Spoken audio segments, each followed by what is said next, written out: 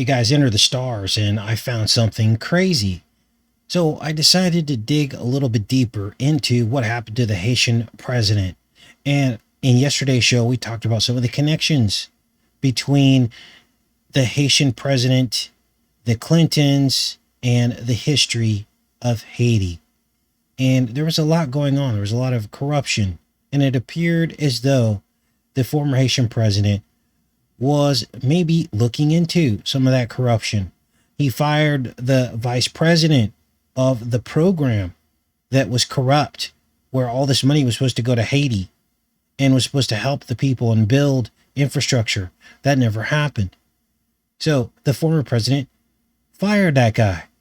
2 years later, he ends up gone. So what really happened? So I dug a little deeper into these trained fighters who were the ones that are now holding the bag for what happened to the president.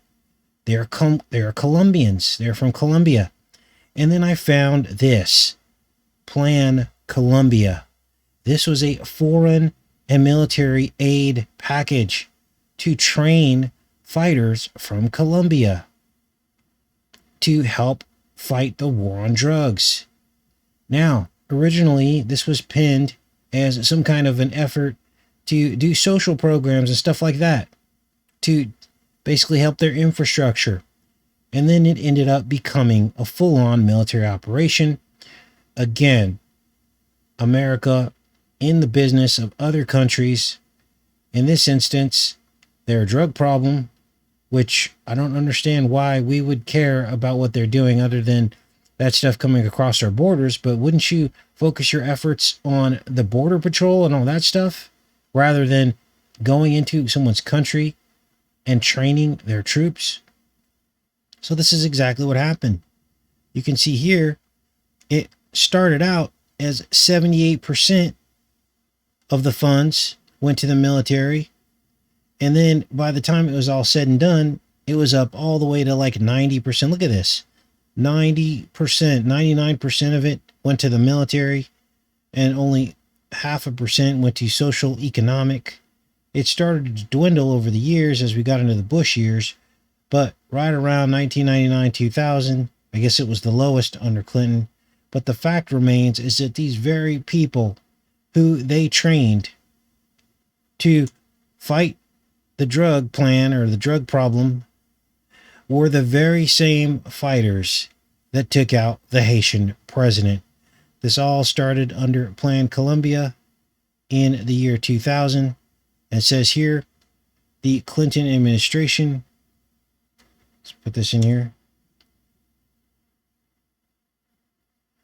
in the United States supported the initiative committing $1.3 billion to foreign aid, up to 500 military personnel to train local forces.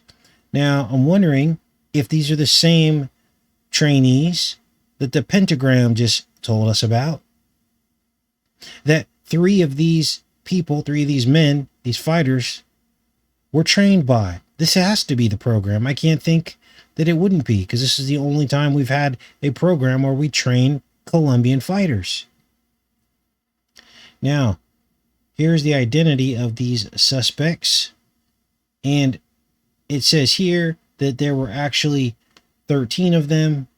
A couple of them got taken out. But it also talks here about that all of them spoke English and Spanish. That would be an indicator that they're the same ones. And also, they were retired military. So that would put them right into the time frame of the year 2000 when this whole program started. They retired in 2018, as it says here. And they were basically retired vets, military vets. So this has to be the same people. So now, what are the indications here? What are the inferences? Well, if anybody was getting close to uncovering the corruption, the true corruption in Haiti, and all these aid packages and stuff, their life would be on the line. And that is a very likely scenario. And if their life was on the line, how would they do it? How would they take this person out? They would take them out exactly with this scenario. Fighters that we trained, a phone call's made, and they slip into the country and take out the president. This is crazy, you guys. There will probably be more information revealed as the days and weeks go on, but I can tell you this stinks to high heaven. This does not sound like what they're telling us it is. This sounds like the phone call was made by the Clintons and basically said, take this guy out. He's about to expose everything that happened. And this was probably some private force that they had on staff with the Clintons that they could just call and take people out wherever they want. And now we got to look back through history where there are other bands of or groups of Colombians running around like some death squad. You have to ask yourself. Anyway, I'll put links to all this in the pinned comment, but I wanted to do this follow-up quick premiere for you guys to understand more to the story of what's going on with this program. Take care and be safe, everybody.